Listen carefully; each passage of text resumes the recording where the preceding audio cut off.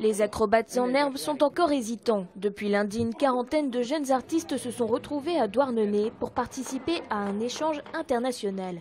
L'idée vient d'une troupe de théâtre bretonnante latino-américaine, la Strolade La Obra.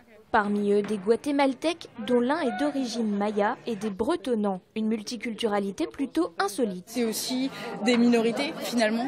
En Amérique latine, il y a aussi plein de langues minoritaires en Amérique latine, et en Bretagne aussi. Et puis c'est renverser un peu ces rapports-là.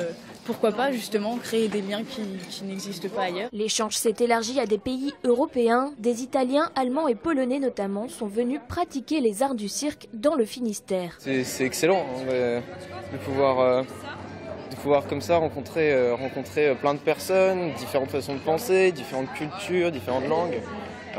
Pouvoir construire des projets avec des gens qu'on ne connaît pas du tout. La barrière des langues, en fait, c'est pas du tout une barrière. Parce qu'au final, du coup, on passe d'anglais, espagnol, etc. On fait des petits mélanges et on réussit quand même à s'entendre, quoi. Jonglerie, acrobatie, équilibre et théâtre, les jeunes artistes ont l'occasion de toucher à tous les domaines. Ils peuvent aussi créer leur propre paire d'échasses à partir de matériaux recyclés.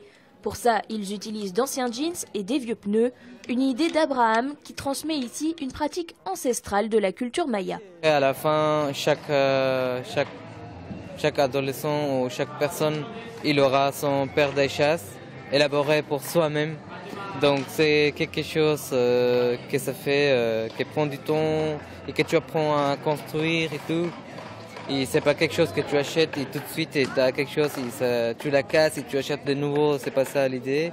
Ce samedi, la troupe présentera son spectacle, la comparsa, où toutes les disciplines pratiquées pendant la semaine seront mêlées. Et l'échange ne s'arrêtera pas là.